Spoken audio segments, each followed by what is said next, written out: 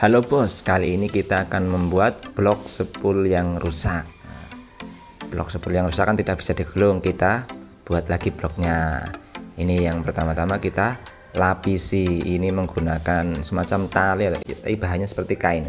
Terserah mau apa, yang penting kain lah atau apa. Cukup satu lapis, kita lapisi, tidak perlu tebal-tebal karena akan mengurangi tempat gulungannya, jadi cukup satu lapis.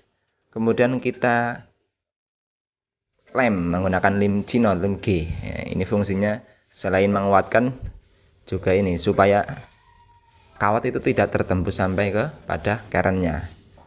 Lapisi secara merata ya, jangan sampai ada yang terlewat.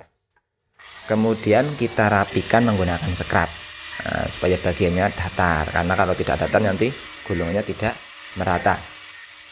Terus kita rapikan semua sisinya, gunakan scrub saja biar cepat.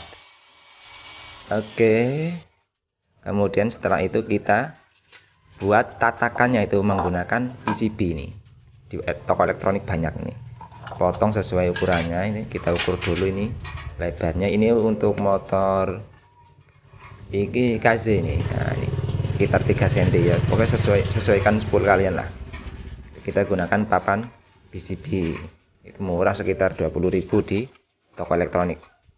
Kita potong saja, kita ukur. Kalau ada spidol gunakan spidol, nggak apa-apa. Ini karena spidolnya lagi hilang ini. Oke, kemudian ya setelah dipotong kita potong tadi yang sesuai ukurannya 3 cm, musuh berapa cm tadi. Nah, kemudian kita jepitkan. Lalu kita potong menggunakan gergaji besi saja. Oke, cepat.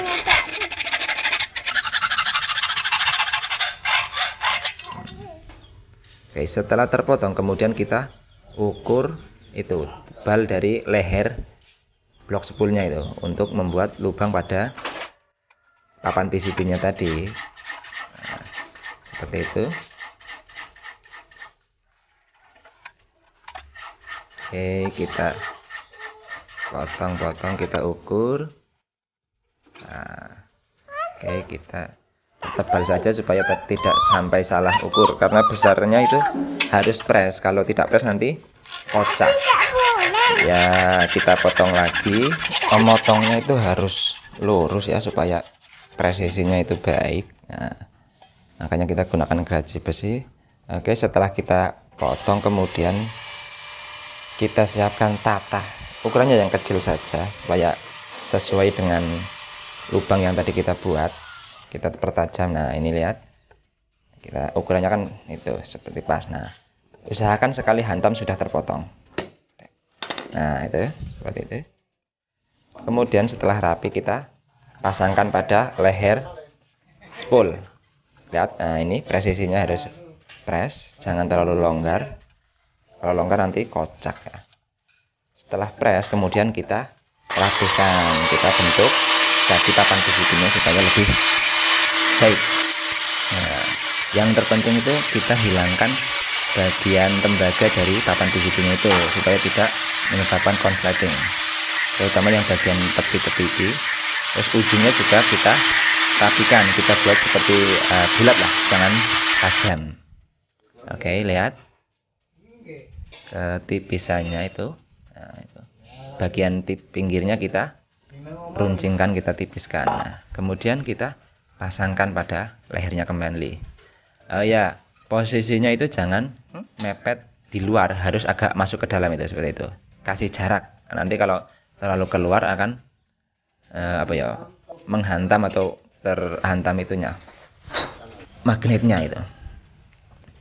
Nah, kemudian kita kuatkan, kita kasih serbuk kayu atau apapun boleh, kemudian kita lapisi dengan lem seperti itu. Gunanya ya untuk memperkuat itu cengkramannya supaya tidak terlepas gitu. Seperti itu hasilnya, rapi dan siap untuk dispool. Nah, oke, silahkan mencoba.